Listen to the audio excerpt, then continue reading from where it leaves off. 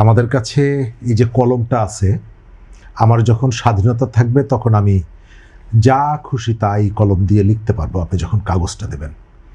আমাদের ক্ষমতাটা হচ্ছে এমন, আমি যখন ক্ষমতায় থাকি তখন আমি এমন কতগুলো মুখরোচক কথা বলি যেগুলোর বাস্তবতার থেকে অনেক দূরে অনেক সময় আমরা অবস্থান করি।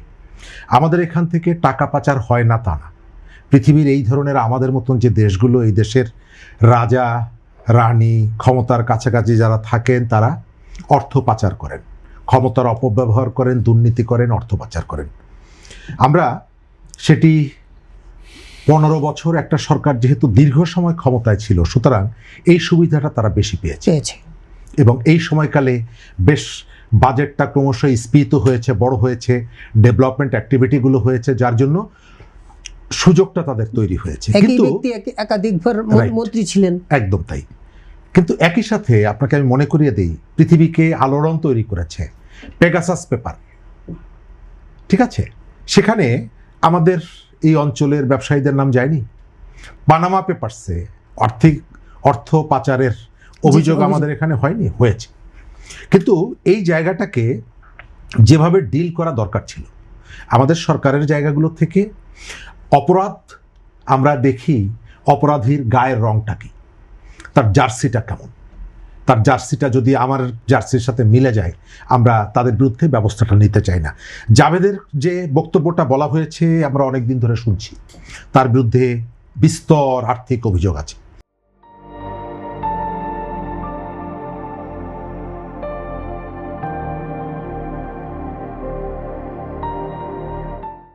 আপনি যথার্থই প্রশ্ন করেছেন, অন্তর্বর্তীকালীন সরকারের সময় এই টাকাটা কারা পাঠিয়েছে। গত কয়েকদিন আগে আমাদের স্বরাষ্ট্রমন্ত্রী পার্লামেন্টে বলেছেন অন্তর্বর্তী সরকারের সময় দুর্নীতি হয়েছে। তারা 1.5 বছর ছিল, তার মানে 15 বছরের সমান না, কিন্তু তাদের সময় দুর্নীতি হয়েছে। আমাদের যে শিল্পকলার ডিজি পদত্যাগ করেছিলেন, আপনার মনে থাকার কথা, তিনি অভিযোগ করেছিলেন যে আমাদের সংস্কৃতি উপদেষ্টা যিনি মোস্তফা ফারুকী, তার বিরুদ্ধে দুর্নীতির অভিযোগ এনে পদত্যাগ করেছিলেন। আমাদের সজীব ভুইয়া ছিলেন, তার বিরুদ্ধে দুর্নীতির অভিযোগ ছিল। অর্থাৎ আমাদের যে 1.5 বছর কর্মকর্তাদের বিরুদ্ধে অভিযোগ ছিল, এখনো আছে। কিন্তু ব্যাপারটা হলো যে আমরা যখন আওয়ামী লীগ ক্ষমতায় থাকে তার ফোকাসটা থাকে সে কিভাবে বিএনপিকে নাস্তানাবুদ করবে। যখন অন্য সরকার থাকে তখন তার টার্গেট থাকে অন্যদেরকে কিভাবে নাস্তানাবুদ করবে। আমরা এই যে জাভেদ শুধু না, এই ধরনের ফরিদপুরের ছাত্রলীগের সভাপতি 2000 কোটি টাকা পাচার করেছিল, যদিও সেটি আওয়ামী লীগের সময় তাকে ধরা হয়েছিল। জাভেদের মতো অনেকেই টাকা পাচার করেছে, তা না হলে আজ থেকে 10-15 বছর আগে যাদের চলতে ফিরতে কষ্ট হতো তারা গিয়ে লন্ডন লাস ভেগাসে কিভাবে ঘুরে বেড়ায়, এই টাকাটা তারা কোথায় পেয়েছে। আমরা যেটা চাইবো এটা নিয়ে যেন রাজনীতি করা না হয়। আওয়ামী লীগের সময় কিন্তু আমরা দেখতাম এটি নিয়ে রাজনীতি হয়েছে। আরাফাত রহমান কোকোর টাকা বলে তারা এক ধরনের প্রোপাগান্ডা চালিয়েছে। কিন্তু আমি ওই সময় অনেকবারকে জিজ্ঞেস করেছি আওয়ামী লীগের নেতাদেরকে যখন পেতাম যে আপনি শুধুমাত্র এই নামটা কেন বলেন, তার মানে হচ্ছে যে আপনি আনার সিস্টেমটা জানেন, ফেরত আনার, তো বাকিদেরকে টাকা ফেরত আনেন না, মানে অর্থাৎ এটার নামে একটা রাজনীতি করা, একটা প্রবণতা, এটা একটা কোড হিসাবে ব্যবহার করা এবং এটি দিয়ে রাজনীতি করা। আমরা চাইবো আমাদের এখান থেকে টাকা পাচার হয় না, এটি বলা যাবে না। আপনি ডক্টর দেবপ্রিয় ভট্টাচার্যর কাছে যে টাস্ক ফোর্সটা হয়েছিল, ডক্টর ইউনূস যেটা করেছিল, তারা 24টা প্রস্তাবনা দিয়েছিলেন আর্থিক খাত সংস্কারের জন্য।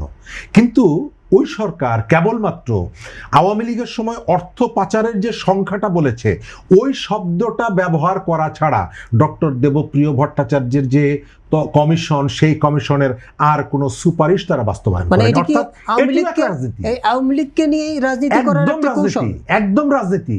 আপনি যেটাই বললেন যে আমাদের এখান থেকে সুইস ব্যাংকে টাকা কিভাবে যায়, এত কড়াকড়ির মধ্যে এই ধরনের একটা পরিবর্তনের পরেও এই টাকা কারা পাঠিয়েছে?